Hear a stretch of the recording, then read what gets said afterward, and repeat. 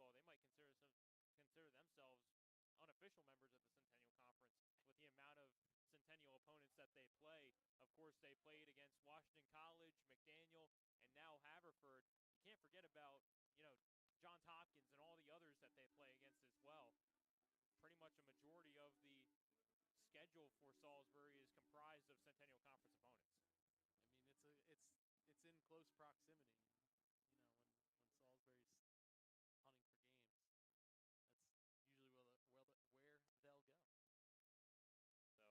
albeit not for conference purposes, but still makes for some pretty fun to watch out-of-conference opponents as well. As now we're seeing the end of the day for Jack Rucker. They don't really like the idea of sending him out there for any more than 5 complete innings. So, albeit a great day for Jack Rucker, but now it's put into the hands of Tyler Katz, another very reliable reliever in terms of stats for Salisbury. And again, Rucker did his job. He went 5 innings. He gave up a hit. That's a stellar day. And when you can, it's hard as a pitcher sometimes, right? You build up so much momentum and everything's unfolding so well for you, and then you have to wait like 3, 4, 5 days sometimes, and then maybe you forget about things. But I think we mentioned Villa.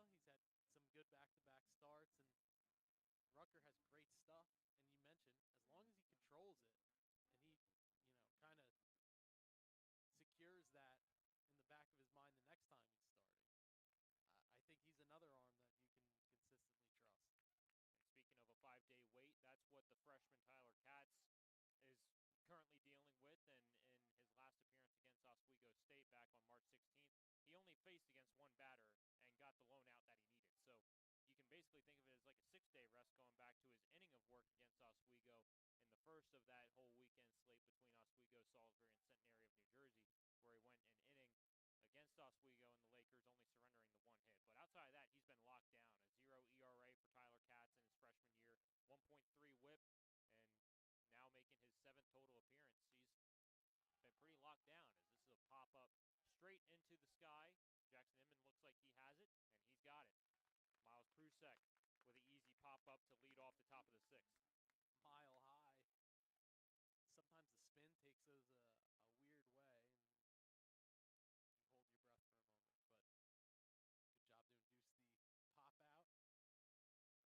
But good job to induce the pop out. That's a good way to start your outing, even though he started off 2-0 in that count. Just kept firing away, getting the first guys heat bases. Nice pitch there from Katz to open up the at-bat of Ryan Field. But either way, the wind hasn't really been a factor for the Seagulls or the Fords all throughout today. You had gusts sitting around maybe like 10 miles an hour all throughout the day. So nothing really to the extent of what we've seen the worst of it be here on the eastern shore of Maryland, or any of the games that Salisbury has had to face before. There have certainly been some doozies in terms of seeing pop-ups or fly balls and really being able to say, okay, yeah, the wind caught a hold of that one. But either way, Field now stands in with a 1-2 count. Katz looking to get a strikeout here of the second batter he faces. 1-2, swung on and missed. He got him down on strikes. And a very quick 2 outs for the new pitcher in Tyler Katz. That was a sequence, Mike. He started him off with 2 sweepers, sliders, whatever you want to call them. Froze him on the first one, then got the outside corner. The at-bat was over from there, basically. Blows him away with the fastball to end him off. And on 1-2, you have to defend. And as a pitcher, you can afford to throw an outside pitch and then have them not off-rat it, because then you have a 2-2 that you have to work with. And you can really go throughout so many different directions when you have that 1-2 advantage. And that's why it's so important to jump out ahead in the count. So Luke Trees now standing in from the left-handed side, as Haynes throws it away again. But again, lucky that there's nobody else on base to take advantage of that. Hasn't really been an issue to this point.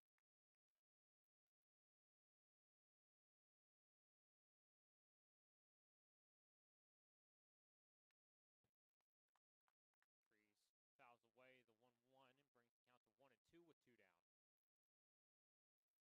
Katz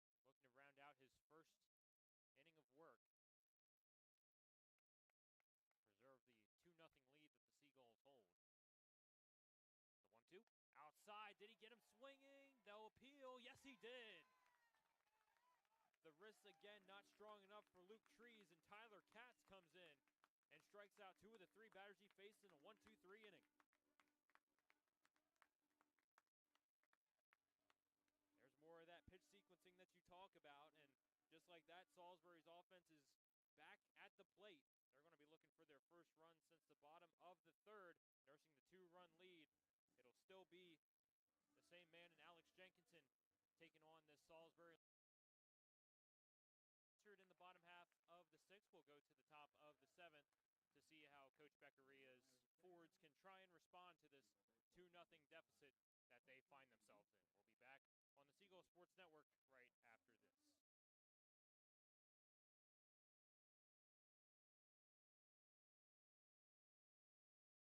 And we're back with Seagull Baseball on the Seagull Sports Network.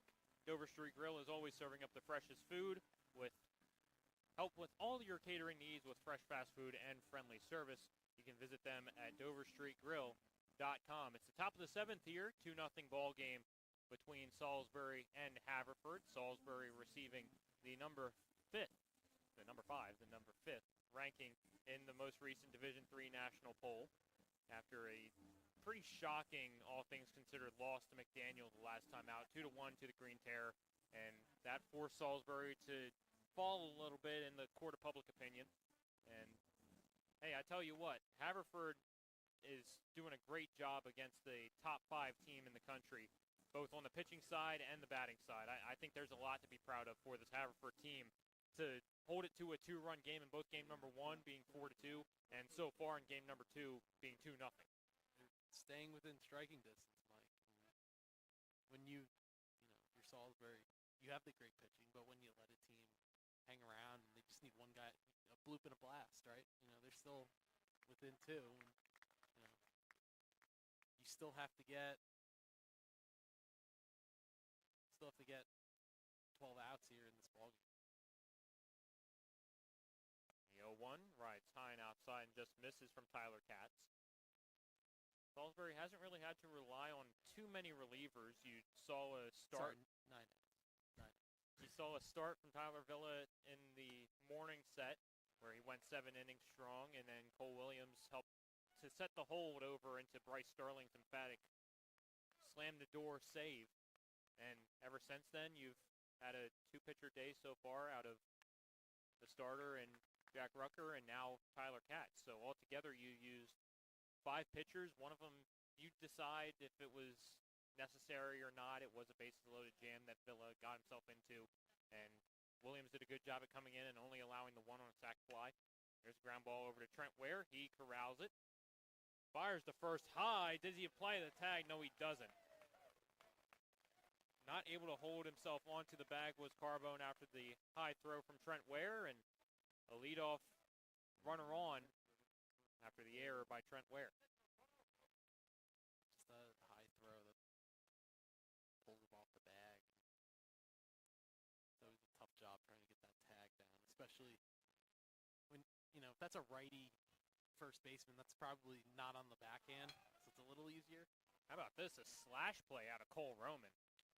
The Seagull defense didn't bite it entirely, but I always like seeing a little slash action, a little fake bunt action. I remember Oswego State did that last year, and when I saw them on the schedule coming up here in 2026, I said, okay, great, we're going to see some more small ball focused teams, especially in the era of the long ball. You start to see a lot of teams try to favor themselves as a heavy hitting group of cats. Tyler Katz has a nice curveball in there, but Salisbury, they knew that they were going to have to change some things up in the offensive game plan, especially with what you lost last year. You lost your top 3 batters, and now all you have left is picking up the pieces and trying to figure out how you can still play small ball without those high average guys batting ahead of them. And it's a kind of a luxury for a long time where Salisbury would seem like came out here on a nice sunny day. You'd see one go out of the yard at least once, twice, some days more than that. It's not the same this year, but there's many different ways in baseball to win ball games. You have to reinvent the wheel sometimes, but they're doing a good job of it today in particular.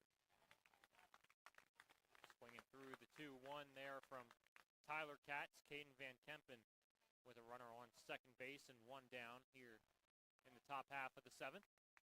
As you mentioned, Andrew, time is running near for this Haverford offense to try and make something happen, but Katz just continuing to be on a roll as he sets down Van Kempen on strikes.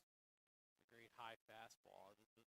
The mix of sweeper and fastball is really, really devastating right now for Katz. And the teams he's faced before this could tell you that. But this is the longest he's gone. That's right. You look at Katz so far today, going through now, make it 5 outs. When before he at most pitched an inning and a third against Oswego in game 1. So he's proven himself that he can hold over a non-optimal start. Maybe that one not as good as he hoped as it rides inside and plunks Moro DeSillis. And with 2 outs, there's runners on first and second for Haverford. As that turns the lineup card back over to Will Schrone. And the day is done for Tyler Katz. He's stepping on the mound until he looks over and sees Troy Brohan. That's always got to be a tough sight for a pitcher after you're so ready to just shake it off and move on to the next batter to see your manager trotting out there, given the notorious Troy Brohan slow trot. Yeah, I mentioned how long he went in the ball game. Sometimes it's more about pitches, and he's at 21 of them. He hasn't gone more than an inning, you know. And when you have the ability to get a guy like Garrett Beaver out there, and you're now 7 outs away from a win, you have to do it. So, being cheered on by the Seagull faithful is Tyler Katz as he checks out of the ball game, and also to that